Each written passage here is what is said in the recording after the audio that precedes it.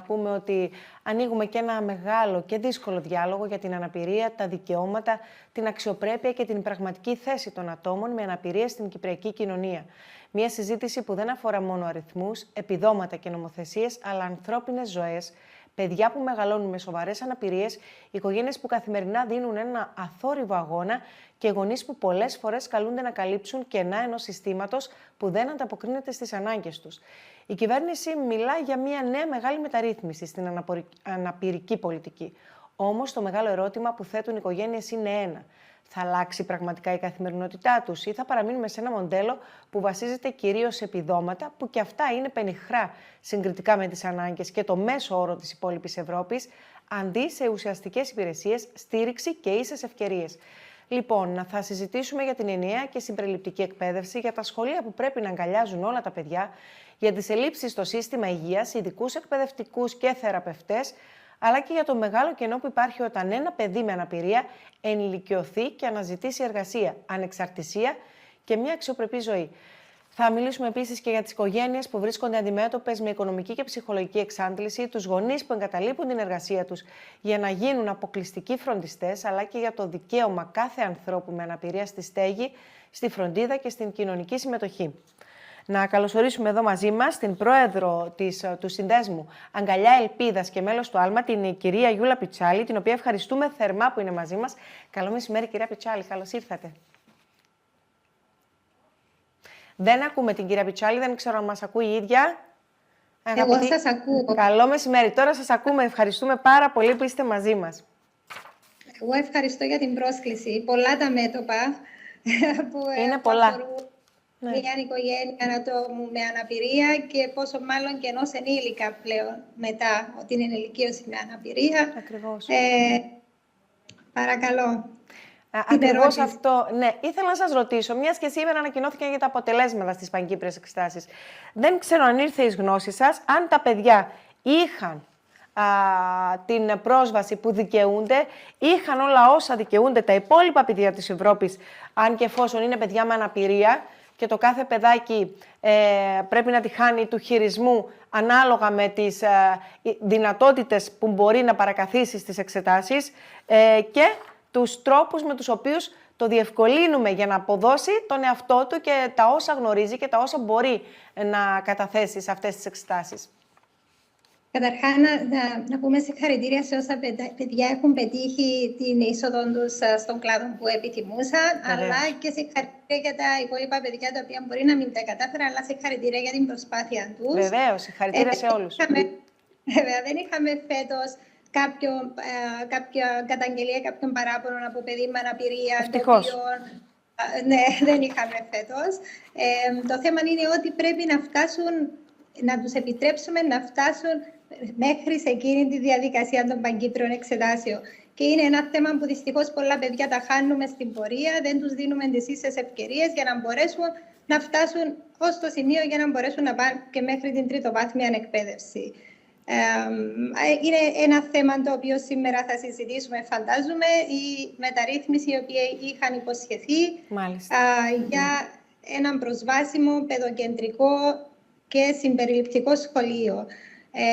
Να πούμε ότι στις 4 Ιουλίου του 2026 έχει ολοκληρωθεί η δημόσια διαβούλευση για τις τροποποιήσεις του περιδικής αγωγής και εκπαίδευσης νόμου του 1999. Έχουμε καταθέσει τις προτάσεις μας υπό διαμαρτυρία και βλέποντας και άλλες οργανώσεις και άλλα οργανωμένα σύνολα, όλοι συμφωνούμε σε κάτι, στο ότι αυτό που είχε ανάγκη σήμερα το κράτος μας δεν είναι μια τροποποίηση σε ένα νόμο του 1999, ο οποίος έχει στη βάση του το διαχωρισμό και έχει τη φιλοσοφία του διαχωρισμού των παιδιών και της στοχοποίησης τους, αντιμετωπίζοντας τα ως εξαιρετικές περιπτώσεις, αλλά αυτό που είχαμε ανάγκη, όπως υποσχέθηκε άλλωστε και ο πρόεδρος της Δημοκρατίας, ήταν μια νέα νομοθεσία ενιαίας εκπαίδευσης, η οποία θα συμπεριλάμβανε εξ αρχής όλα τα παιδιά και θα τα βοηθούσε να φτάσουν στο μέγιστο των δικών τους δυνατοτήτων, αναγνωρίζοντας ότι δεν είναι το παιδί που πρέπει να προσαρμοστεί σε ένα σύστημα που δεν το συμπεριλαμβάνει, αλλά το σύστημα να προσαρμοστεί για τις ανάγκες του κάθε παιδιού, όχι μόνο των παιδιών με αναπηρίες, του κάθε παιδιού που καλείται να φοιτήσει στα δημόσια σχολεία μας. Ο πρόεδρος μας είπε ότι θα γίνουν όλα αυτά. Τα είδαμε, κυρία Πιτσάλη? Έρχονται τουλάχιστον? Όχι, γιατί ο πρόεδρος είχε υποσχεθεί κατά γράμμα, γιατί το έχουμε μάθει απ' έξω, ήταν ο σχεδιασμός και η υλοποίηση μιας ενιαίας νομοθεσίας που θα συμπεριλαμβάνει όλα τα παιδιά. Αντί αυτού, η Υπουργός Παιδείας αποφάσισε να προβεί σε κάποιες τροποποιήσεις στον ήδη εφιστάμενο νόμο του περί ειδικής αγωγής και εκπαίδευσης. Για να γίνω πιο κατανοητή, σήμερα έχουμε δύο νομοθεσίες. Μία νομοθεσία για τις τυπικής ανάπτυξης παιδιά και μία νομοθεσία για όλα τα υπόλοιπα παιδιά τα οποία δεν μπορούν να συμβαδίσουν με το αναλυτικό πρόγραμμα και χρειάζονται επιπρόσθετη στήριξη. Αυτό και μόνο το ότι διαχωρίζει τα παιδιά σε δύο κατηγορίες είναι από μόνον του διάκριση. Άρα εμείς η θέση μας, και όχι μόνο η δική μας, αλλά και του Οργανισμού Ηνωμένων Εθνών, ο οποίος στις καταληκτικές του παρατηρήσεις προς την Κύπρο είπε ότι είναι άμεση ανάγκη υλοποίησης μιας ενιαίας νομοθεσίας που να συμπεριλαμβάνει όλα τα παιδιά. Δυστυχώς αυτό δεν μας το έχει φέρει η Υπουργός Παιδείας. Μάλιστα. Εντάξει, η Υπουργός δεν το έφερε. Τώρα, οι υπόλοιπες οργανώσεις και οι σύνδεσμοι των παιδιών με αναπηρίες που και φωνή έχουμε και δικαιώματα έχουμε και Ευρώπη στο πλευρό μας, θα μείνουμε με τα χέρια σταυρωμένα, κύριε Πιτσάλη? Θα ζητήσουμε κάτι επιπλέον? Θα αποταθούμε ενδεχομένως και στη Βουλή και στους βουλευτές, τους οποίους ψηφίσαμε πρόσφατα, αλλά και στην κοινωνία γενικότερα και στον Πρόεδρο εκ νέου, ίσως και με επιστολή και με αίτημα να επανεξετάσουν και να δουν αυτά τα θέματα? Θα το κάνουμε? Βέβαια, εμείς ήδη έχουμε στείλει δελτίο τύπου, έχουμε στείλει τις θέσεις μας και στην Κοινοβουλευτική Επιτροπή Παιδείας και στο Υπουργείο Παιδείας και ζητούμε να το στείλουν πίσω τις τροποποιήσεις. Είναι οπισθοδρόμηση. Βασικά, το τι επιχειρείται να γίνει είναι να ενισχύσουμε διαδικασίες διαχωρισμού και αποκλεισμού. Ναι. Ακόμη και οι όροι που χρησιμοποιούνται, το ότι αλλάζει, εντάξει, γίνεται αντί παιδί με ειδικές ανάγκες, γίνεται παιδί με αναπηρία και ειδικές εκπαιδευτικές ανάγκες. Δεν διαφέρει και πολύ, γιατί εδώ είναι σαν, εντό που είπα στην αρχή, είναι σαν να μην αναγνωρίζετε ότι το κάθε παιδί έχει ξεχωριστά χαρακτηριστικά και ερχόμαστε και στοχοποιούμε το παιδί ότι επειδή έχει ειδικές εκπαιδευτικές ανάγκες, τον τοποθετούμε σε έναν άλλο νόμο. Επίσης, ο ρόλος του γονέα υποβαθμίζεται. Μπορεί στην πρώτη χρονιά να αποφασίζει ο γονέας που θα εγγράψει το παιδί του, στη δεύτερη χρονιά όμως έρχεται και αξιολογείται το παιδί και εάν δεν τα καταφέρει το παιδί στα εισαγωγικά, το βγάζουμε εκτός τάξης. Ερχόμαστε και αλλάζουμε την ορολογία των ειδικών μονάδων και την κάνουμε πρόγραμμα αυξημένης στήριξης, χωρίς να αλλάζουμε τη δομή και το περιεχόμενο, το ότι γίνεται εκεί στις ειδικές μονάδες. Άρα, βασικά, απλά αλλάζουμε μόνο την ορολογία. Δεν δίνει... Εμείς έχουμε εισηγηθεί να μην μπορεί να βγαίνει ένα παιδί πέραν του 20% στην τάξη. Είναι κάτι το οποίο είχε εισηγηθεί και η Ειδική Επιτροπή Ειδικής Ενιαίας Εκπαίδευσης της Ευρώπης, του Ευρωπαϊκού Φορέα, όταν ήρθε στην Κύπρο. Άρα πρέπει να βάλουμε έναν όριο στο πόσες ώρες μένει ένα παιδί εκτός τάξης. Και το πιο σημαντικό, δεν μπορούμε να μιλούμε για συμπεριληπτικό σχολείο χωρίς να φτιάχνουμε συμπεριληπτικά προγράμματα, διαδικασίες. Δεν έχουμε δει καμία τροποποίηση στον τρόπο που θα διδάσκεται το μάθημα, στην ενίσχυση του δημόσιου σχολείου, είτε με συνδιδασκαλία, είτε με μειωμένων αριθμών ατόμων στην τάξη, είτε με ευελιξία στο αναλυτικό. Δεν έχουμε δει μέσα σε αυτή την τροποποίηση κάτι το οποίο θα βελτιώσει την ποιότητα εκπαίδευσης των παιδιών μας μέσα στις τάξεις.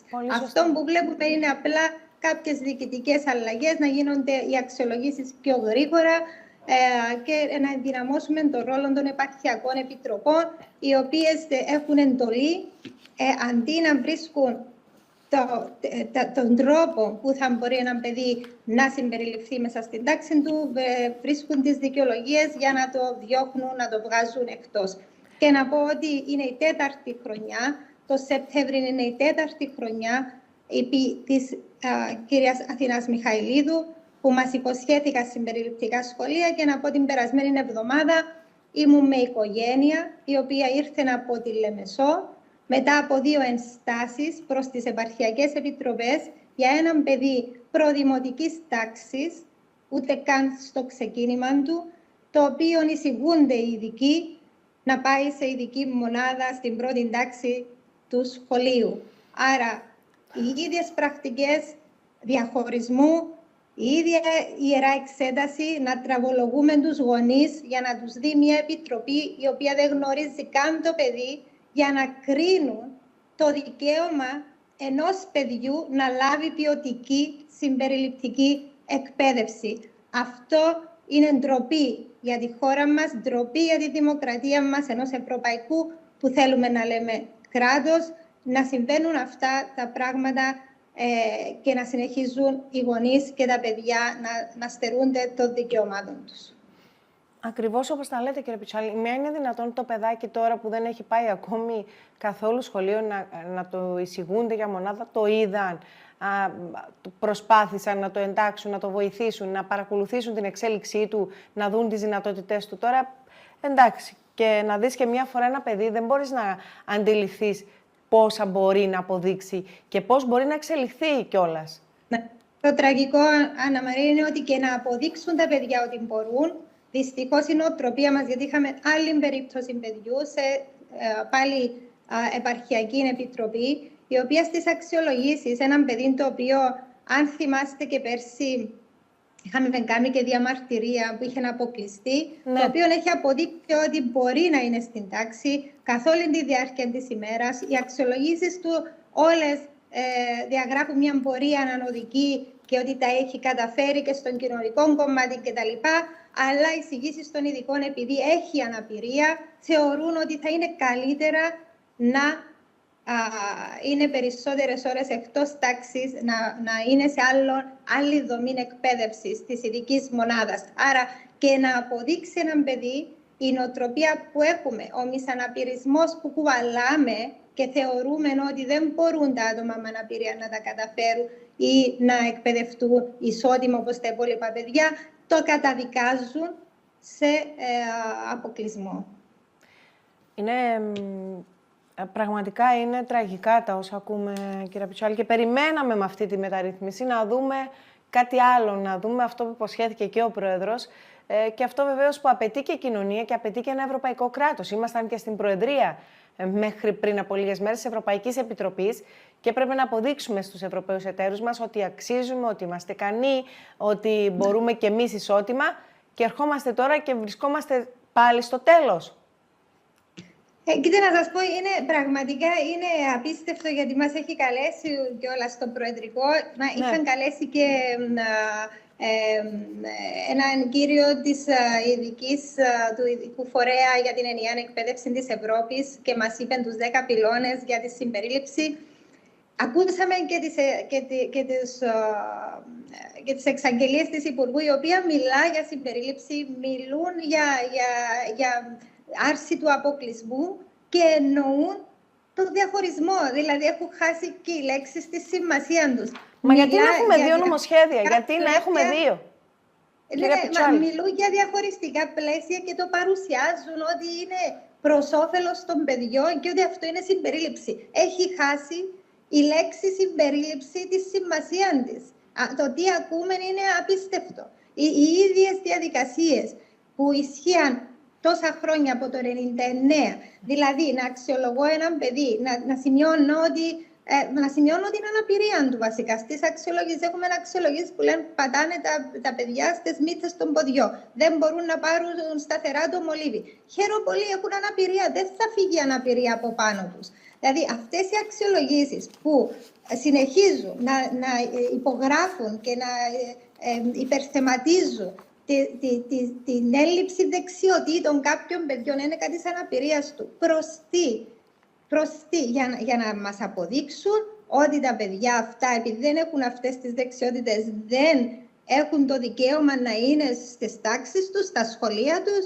Αυτό δεν είναι ορθή πρακτική. Γνωρίζουμε ότι τα παιδιά μας έχουν αναπηρία. Γνωρίζουμε όμως πολύ καλά και το δικαίωμα τους και την υποχρέωση του κράτους να τους δώσει όλες τις εύλογες προσαρμογές που χρειάζονται για να είναι μέσα στο σύνολο και να λαμβάνουν ισότιμη εκπαίδευση. Και αυτό δυστυχώς συνεχίζουν να το στερούν από τα παιδιά μας. Και αυτές οι τροποποιήσεις που έχουν κάνει καθόλου δεν μας οδηγούν προς την ενιαία εκπαίδευση. Αντίθετα, θα το τονίσω, παγιώνουν διαδικασίες και του αποκλεισμού. Μάλιστα. Οφείλω να πω, κύριε Πιτσάλη, ότι μας ήρθε και ένα μήνυμα στο οποίο αναφερόταν μια μητέρα στο παιδάκι της και έλεγε ότι είναι παιδάκι με κάποια αναπηρία, τέλος πάντων, και θα πήγαιναν την τελευταία της σχολική εκδρομή τα παιδιά, τώρα πριν το κλείσιμο των σχολείων για διακοπές, και το δικό της παιδάκι δεν ήθελε να πάει γιατί δεν είχε φίλους. Τα υπόλοιπα παιδιά δεν ήθελαν να παίξουν ή να συνομιλήσουν με ένα παιδάκι που έχει κάποια αναπηρία, και το παιδάκι προτιμάει κάθε φορά που έχει εκδρομή να μένει στο σπίτι. Και αυτό πραγματικά...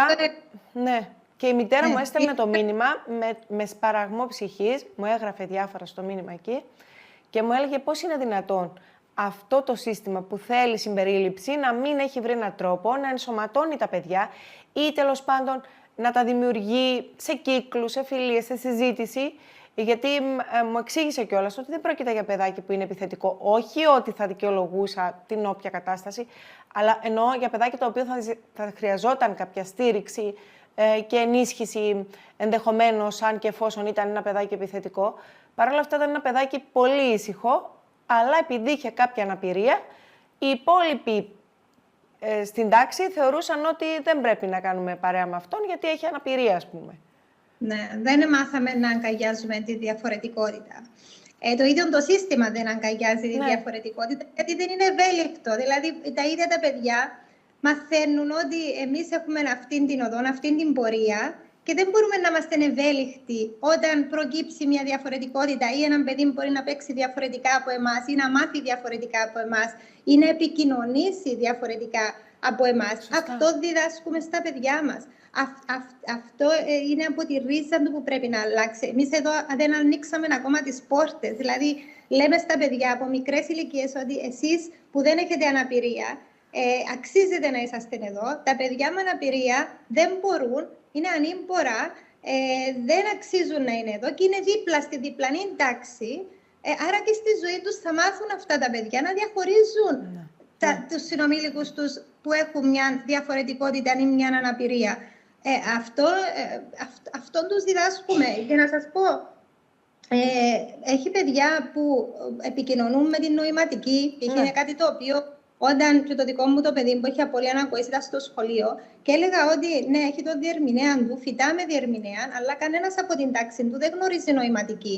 Και προσπάθησα να βάλω την νοηματική ως μαθήματα τουλάχιστον στα απογεύματα, στα ΚΙΕ, και είχε, ας πούμε, εκμάθηση μπουζουκιού και έλειπε το μάθημα της νοηματικής. Δηλαδή, δεν θεωρούμε ότι είναι καλό να προσφέρουμε την νοηματική, γιατί είναι η γλώσσα κάποιων παιδιών. Προσφέρουμε γαλλικά, γερμανικά και δεν ξέρω εγώ και τι άλλη γλώσσα, αλλά την νοηματική, την κυπριακή νοηματική γλώσσα που πολλοί συνανθρώποι μας τη χρησιμοποιούν, δεν το θεωρούμε αναγκαίο να μάθουμε την κοινότητα του παιδιού που είναι εκεί και συναναστρέφεται να μπορέσουν να επικοινωνήσουν. Άρα, αυτά όλα για να διορθωθούν πρώτα πρέπει να ανοίξουν οι πόρτες των σχολείων στα παιδιά μας. Σωστά. Να μπει αναπηρία μέσα στα σχολεία χωρίς εμπόδια. Το σύστημα να το δομήσουμε με τέτοιον τρόπο που να μπορεί να ανταποκριθεί ανα πάσα στιγμή σε κάθε διαφορετικότητα, χωρίς να τα πελώνουμε, χωρίς να έχουμε ειδικά προγράμματα ή ειδική μεταχείριση. Να είναι εκεί μπροστά μας και να μπορούμε να χρησιμοποιήσουμε τα εργαλεία που να μπορούμε να απευθυνθούμε σε οποιοδήποτε παιδί ανεξαρτήτως χαρακτηριστικό. Αυτό είναι ένα ενιαίο σχολείο. Το να στιγματίζω έναν παιδί επειδή έχει μια διαφορετικότητα και να του λέω δεν μπορείς να τα καταφέρεις και επειδή δεν μπορείς να τα καταφέρεις εσύ θα κάνεις κάτι άλλο, δεν είναι ο τρόπος. Πρέπει, τα έχουμε πει πάρα πολλές φορές, πρέπει ο τρόπος διδασκαλίας να αλλάξει, να είναι πολυτροπικός, να υπάρχει πρόσβαση γνώσης σε όλα τα παιδιά, είτε αυτά έχουν απώλεια όρασης, είτε αυτά έχουν απώλεια ανακοής ή οποιοδήποτε άλλη αναπηρία. Νοητική αναπηρία, θέλουμε easy to read κείμενα εύκολης ανάγνωσης, δηλαδή η Ελλάδα το έχει λύσει αυτό από το 2013. Έχει βιβλία εύκολης ανάγνωσης που μπορείς να δώσεις σε ένα παιδί, το οποίο θέλει πιο απλοποιημένη γλωσσική διατύπωση για να μπορέσει να έρθει η γνώση κοντά του. Τα διαγωνίσματα μας, ο τρόπος που εξετάζουμε τα παιδιά, να μπορούν να τον επιλέγουν κιόλας. Γιατί όχι, ένα παιδί μπορεί να είναι καλύτερο στα προφορικά, μπορεί να μην μπορεί να συγκεντρωθεί, να γράψει μεγάλα κείμενα, να επιτρέπεται, γιατί πρέπει να τιμωρούμε δηλαδή και να στιγματίζουμε έναν παιδί επειδή του λείπει μία δεξιότητα. Αυτό θα πει παιδοκεντρικό σχολείο. Δηλαδή, βλέπουμε τι είναι το καλό του παιδιού και πώς μπορούμε να εξελίξουμε έναν παιδί χωρίς να νιώθει εκείνον το παιδί ότι είναι υποδεέστερο, επειδή δεν μπορεί να τα καταφέρει σε μια δεξιότητα ή σε ένα μάθημα. Να υπάρχουν επιλογές για τα παιδιά μας, να είναι ευτυχισμένα και να προχωρούν. Έχετε απόλυτο δίκιο και σας ακούω με πολύ προσοχή, κύριε Πιτσάλη, και σκέφτομαι ότι τα λέτε τόσο σωστά. Και μάλιστα έχουμε και το παράδειγμα της Ελλάδας, όπως είπατε και εσείς, από το 2013 και μπράβο τους. Και θα μπορούσαμε εύκολα, αφού είναι στην Ελλάδα όλο αυτό, πολύ πιο εύκολα και λόγω της σχέσης και της συνεργασίας που έχουμε και της γλώσσας, να πάρουμε αυτά τα παραδείγματα και να τα εφαρμόσουμε εδώ εμείς, χωρίς να κάνουμε καν τον κόπο να καλύψουμε τον τροχό, να το πω όσο πιο απλά γίνεται. Ναι, έχουν πάρει από ευρωπαϊκά κονδύλια και έχουν κάνει όλα τα στα βιβλία, αλλά το δύσκολο είναι ότι έχουμε διαφορετικά βιβλία, άρα εμείς πρέπει να δημιουργήσουμε το δικό μας απλοποιημένο, διαφοροποιημένο υλικό. Έχουν τις σκέψεις για τα βιβλία τους με επεξήγηση στην νοηματική. Τα βιβλία τους έχουν δεύτερη έκδοση, easy to read. Άρα λέμε, πρέπει μα πόσα χρόνια που τα λέμε, ότι πρέπει να δημιουργήσουμε υλικό, τράπεζα υλικού για να μπορούν οι εκπαιδευτικοί να παίρνουν ιδέες ή να παίρνουν το υλικό για να το δίνουν στα παιδιά. Δυστυχώς επιλέγουμε τα χρήματα της ειδικής αγωγής, τα χρήματα που αντί να τα δίνουμε να ενισχύσουμε το δημόσιο σχολείο, επιλέγουμε να τα δίνουμε σε διαχωριστικές δομές. Αυτό κάνουμε στην Κύπρο. Συνεχίζουμε να επενδύουμε στο διαχωρισμό και όχι στη συμπερίληψη. Είχαν αυξηθεί πέρσι οι ειδικές μονάδες, είχαμε νέα ανέργεια ειδικού σχολείου, αλλά τίποτα να ενισχύσουμε το δημόσιο σχολείο για να μπορούν τα παιδιά μας να φοιτούν εκεί. Θεωρούμε ότι δεν είναι εκεί ο χώρος τους και πραγματικά, δηλαδή μιλώ και με κάποιους που θεωρούν ότι είναι και για το καλό τους ο διαχωρισμός. Και να το τονίσω ότι ο διαχωρισμός δεν είναι για το καλό κανενός ανθρώπου. Εάν βρούμε τους τρόπους να συμπεριλάβουμε, η συμπερίληψη, η συναναστροφή των παιδιών όλων με διαφορετικότητα, αυτό τους εμπλουτίζει ως προσωπικότητες, ως χαρακτήρες, ως ανθρώπους. Άρα, ο διαχωρισμός δεν ευνοεί κανέναν. Πολύ σωστά, πάρα πολύ σωστά. Η αλήθεια, αγαπητή κυρία Πιτσάλη, είναι ότι και αυτά τα έξοδα, τα οποία ενδεχομένως ακούγονται έξοδα σε εισαγωγικά, όταν τα εφαρμόσουμε και με τα βιβλία και με τα τετράδια και με όλες αυτές τους εξοπλισμούς που ενδεχομένως χρειάζεται για να έχουμε τα παιδιά όλα μαζί και να μπορούν να προχωρούν και να μπορούν να συνεχίσουν, θα τα κρατήσουμε, δεν θα τα κάνουμε κάθε χρόνο τα ίδια έξοδα. Θα μπορούμε να τα εφαρμόσουμε στις περιπτώσεις παιδιών που αναλογεί, εκτός και αν είναι κάποια πολύ εξειδικευμένη περίπτωση. Γιατί στην αρχή δηλαδή θα είναι αυτό το έξοδο και θα γλιτώσουν το οικονομικό που δημιουργείται όλα αυτά με το διαχωρισμό με διάφορους τρόπους και στο τέλος... Και δεν είναι έξοδο, Αννα Μαρία. Ναι, δεν είναι έξοδο, αλλά ακόμη και έξοδο. Επενδύουμε στα παιδιά μας. Βεβαίως. Επενδύουμε στα παιδιά στην μας παιδεία που θέλουμε να επενδύσουμε. Μπράβο. Για να τους δώσουμε πραγματική οπτική συμπερίληψη. Γιατί αυτό θα τους ωφελέσει σε όλη τους τη ζωή. Βεβαίως. Γιατί μια αναπηρία μπορεί να προκύψει ανα πάσα στιγμή στη ζωή μας και πρέπει να είμαστε έτοιμοι έτοιμοι να την αντιμετωπίσουμε, να έχουμε τις υποδομές να την αντιμετωπίσουμε, να έχουμε τη γνώση, να είμαστε ευέλικτοι στις εργασίες μας, στον πολιτισμό μας, για να μπορούμε να συμπεριλάβουμε όλα τα άτομα. Αν δεν ξεκινήσουμε από τα σχολεία, δεν θα το καταφέρουμε ποτέ αυτό και δυστυχώς κάποιοι άνθρωποι θα παραμένουν στο περιθώριο και θα είναι δυστυχισμένοι και θα ζουν ανάμεσά μας και αύριο μπορεί να είμαστε εμείς αυτοί οι άνθρωποι που δεν θα έχουμε ευκαιρίες για να μπορέσουμε να ζήσουμε όπως πρέπει να ζήσουμε, όπως πρέπει να ζει ο κάθε άνθρωπος, χωρίς εμπόδια, με αξιοπρέπεια. Έχετε απόλυτο δίκιο. Θα αφήσω τα επόμενα ερωτήματα για επόμενη φιλοξενία, γιατί έχω πάρα πολλά, κυρία Πιτσάλη, αλήθεια να λέγεται. Απλά έτσι κλείνοντας, όσο πιο σύντομα μπορείτε, αν θέλετε να μας πείτε και πόσο δύσκολη είναι η μετάβαση από το σχολείο στην ενήλικη ζωή. Ξέρω ότι δεν γίνεται περιεκτικά και γρήγορα, Ναι. αλλά όσο πιο απλά μπορείτε να στείλουμε και αυτό το μήνυμα, γιατί μετά πάμε και στο παρακάτω και θέλουμε να ξέρουμε πού πάνε τα παιδιά μας. Ναι, καταρχήν να πω, κατά την ενήλικη ζωή, επειδή πολλά παιδιά που δεν μπορούν να τα καταφέρουν, που δεν τα κατάφεραν να μπουν στο Πανεπιστήμιο Κύπρου, θέλουν να πάνε σε ιδιωτικά πανεπιστήμια. Ναι. Να πούμε ένα θέμα το οποίο το έχει ήδη θέσει προς συζήτηση ο κύριος Μιχαηλίδης, το έχουμε βάλει μέσα του άλματος. Ο κύριος Οδυσσέας Μιχαηλίδης, ναι. Οδυσσέας Μιχαηλίδης, είναι το θέμα των συνοδών παιδιών με αναπηρίες στα ιδιωτικά σχολεία. Ναι. Κάτι το οποίο συζητείται από το 2016 και προχωράει. Και ακόμη το συζητάμε. Να γνωρίζουν ότι είναι ένα δικαίωμα του παιδιού με αναπηρία και δεν σταματά το δικαίωμα του παιδιού στην επιλογή σχολείου. Άρα είναι ένα θέμα το οποίο τώρα έχουμε παιδιά τα οποία θέλουν να πάνε σε ιδιωτικά πανεπιστήμια και είναι αφόρητο το κόστος του συνοδού. Δυστυχώς όχι όλα τα ιδιωτικά πανεπιστήμια δεν δίνουν από ό,τι έχω υπόψη μου, 1-2 δίνουν σύνοδο και έτσι δεν μπορεί ένα παιδί να προχωρήσει με τα όνειρά του, με τους στόχους του, να πάρει τριτοβάθμια εκπαίδευση. Αυτό είναι το ένα. Το δεύτερο είναι πάρα πολύ σημαντικές οι υπηρεσίες. Είδαμε μία πενιχρή αύξηση των επιδομάτων, τα οποία δεν αγγίξαν εδώ και δεκαετίες, του 10%. Σίγουρα δεν λύνει το πρόβλημα που έχει τις αυξημένες ανάγκες φροντίδας, που έχει έναν άτομο το οποίο έχει σοβαρή αναπηρία. Ακριβώς. Και η σοβαρή κινητική αναπηρία ή η σοβαρή ψυχική νοητική αναπηρία. Η υπηρεσία του προσωπικού βοηθού είναι πάρα πολύ σημαντική. Τώρα είναι καλοκαίρι, π.χ.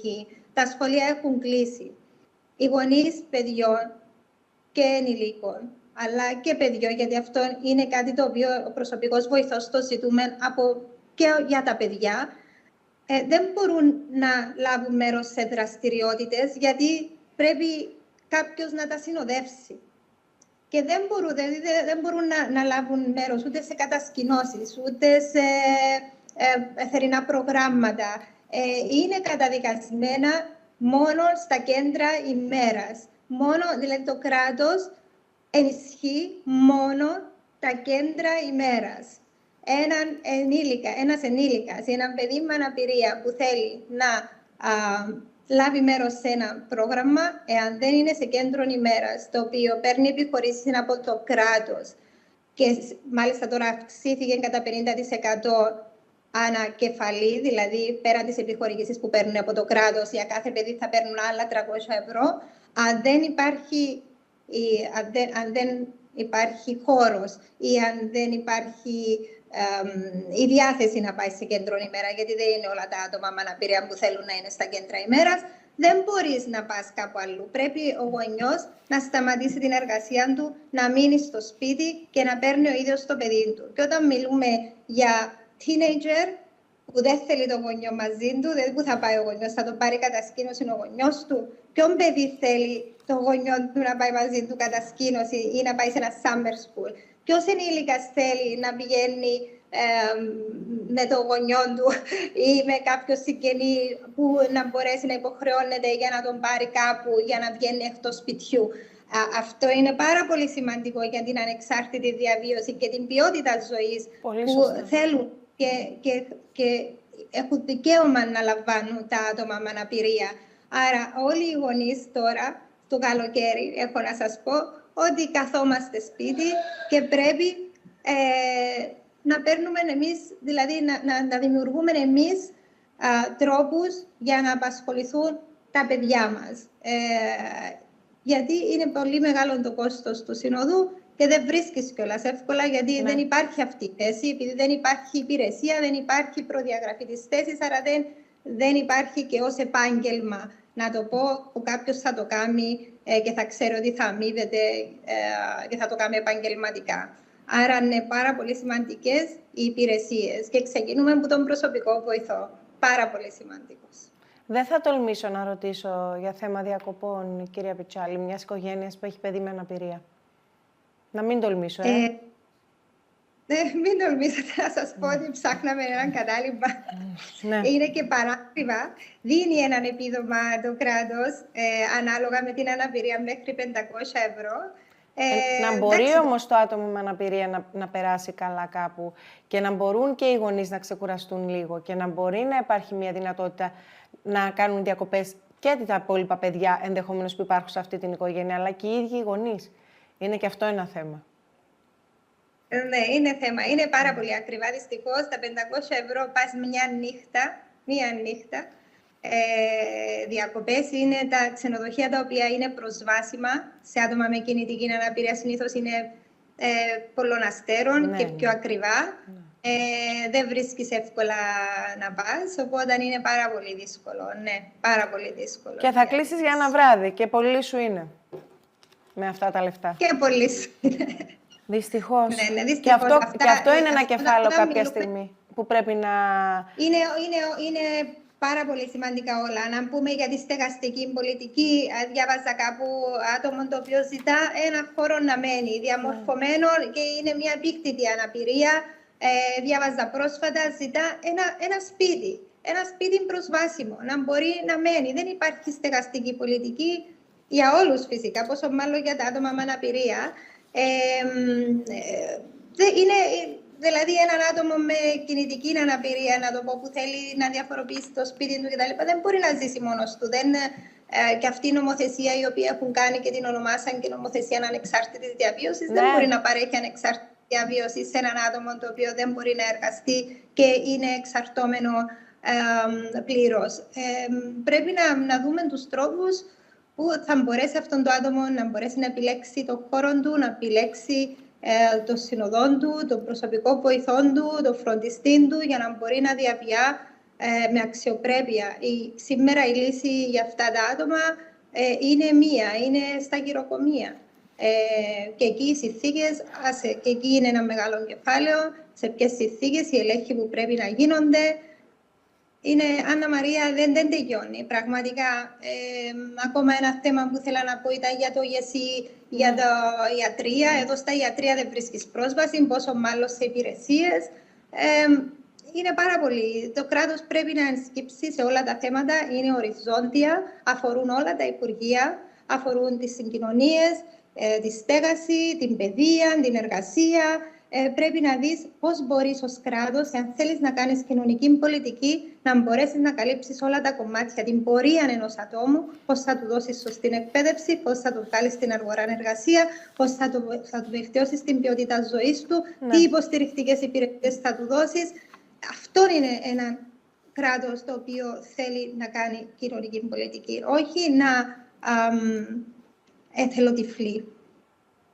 Σας ευχαριστούμε πάρα πολύ, αγαπητή κυρία Πιτσάλη. Είναι ενδεχομένως η τελευταία μας φιλοξενία. Θέλω να ευχηθώ καλό καλοκαίρι και καλή δύναμη και να σας παρακαλέσω να σας έχουμε εκ νέου το Σεπτέμβριο εδώ, καλά να είμαστε πρώτο ο Θεός όλοι μας, στις πρώτες μας εκπομπές, γιατί θέλω να μας πείτε αν υπήρξε κάτι, αν έγινε κάτι αυτό τον Αύγουστο, αν το ξανασκέφτηκαν αυτοί που πρέπει και με δεδομένο ότι πάει καλά η οικονομία μας, που το ακούμε συνεχώς και το ευχόμαστε και θέλουμε να πηγαίνει καλά. Πάει καλά η οικονομία μας, Άννα Μαρία, πάει καλά η οικονομία μας. Μακάρι να πηγαίνει καλά και να το δούμε αυτό να εξαρτηθεί. Είναι καιρός να χτίσουν και ανθρώποι του τόπου.